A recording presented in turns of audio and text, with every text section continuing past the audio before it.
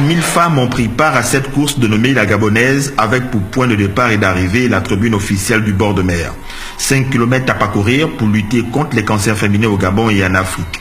Le coup d'envoi de cette course a été donné par Alice, la première patiente qui a été traitée avec succès. Les femmes ont décidé de courir afin de montrer leur engagement, leur détermination à vaincre les cancers féminins, à savoir les cancers du sein et du col de l'utérus. Je vois qu'il y a 4000 femmes et je crois qu'il y en a beaucoup qui ont été mis de côté, qui n'avaient pas assez de place pour courir pour cette cause-là.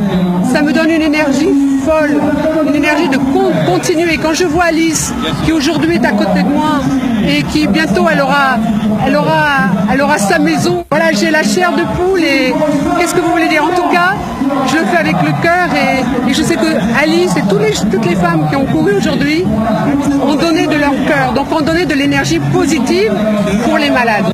Depuis 2014, le Marathon du Gabon et la Fondation Sylvia Bongo Ondimba pour la famille travaillent la main dans la main pour lever les tabous sur le cancer au Gabon.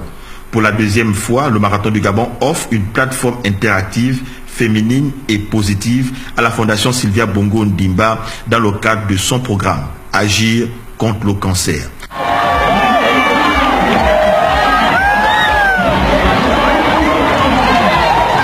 La course la gabonaise, qui s'inscrit sous la cause de la lutte contre les cancers féminins, a pour objectif de parler du cancer, informer, mobiliser, convaincre les femmes à aller se faire dépister, sensibiliser et donner de l'espoir. Au Gabon, le dépistage est gratuit dans les structures de santé publique appropriées. Femmes, plusieurs d'entre elles ont répondu favorablement à l'invitation de la première dame du Gabon, Sylvia Bongo Ondimba. Pour cette première journée de la 3e édition du Marathon du Gabon, on a noté la présence des premières dames de la RDC, de la Guinée-Conakry et des représentantes des premières dames du Niger, du Nigeria, du Ghana et de la Guinée équatoriale, mais aussi de Marie-Josée Pérec, l'athlète française triple médaillée olympique en 1992 aux Jeux de Barcelone sur 400 mètres et 2 fois aux Jeux d'Atlanta en 1996 et de Rudy Zambilaman, champion d'Afrique aux 100 mètres. Je trouve que c'est une très belle action. Moi, en tout cas, j'étais très touchée qu'on ait pensé à moi pour venir participer en fait à cette course. Qui pour moi, en fait, c'est plutôt un partage avec les gens. Pour moi, c'est de la convivialité et en même temps, on profite pour expliquer aux gens, pour leur dire, ben voilà, nous avons ce message à vous faire passer.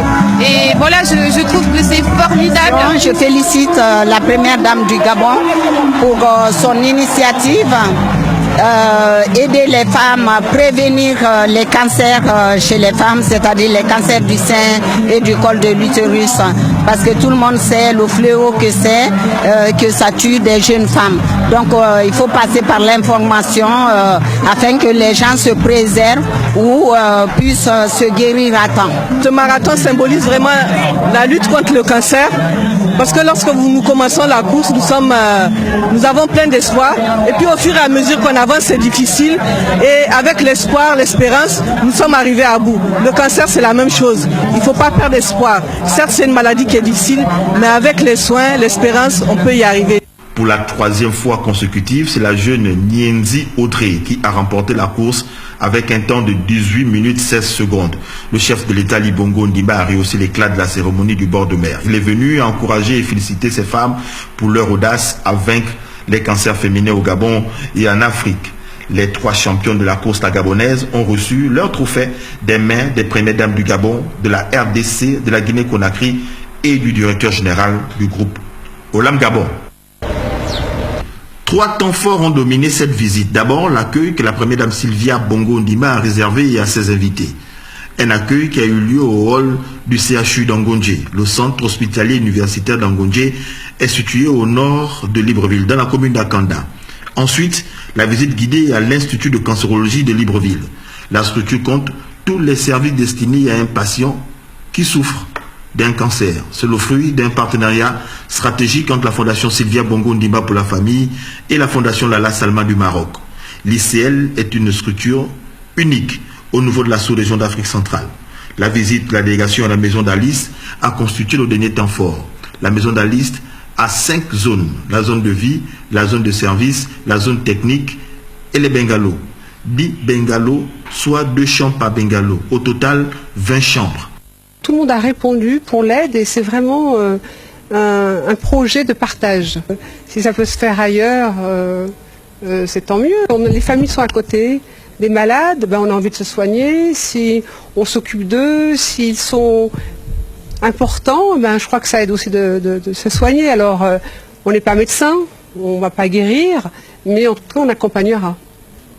Au thème de cette visite, les invités de la Première Dame ont tenu à féliciter et à encourager l'épouse du chef de l'État, Ali Bongo Ondimba, pour le travail judicieux qu'elle réalise en ce qui concerne la lutte contre les cancers féminins au Gabon.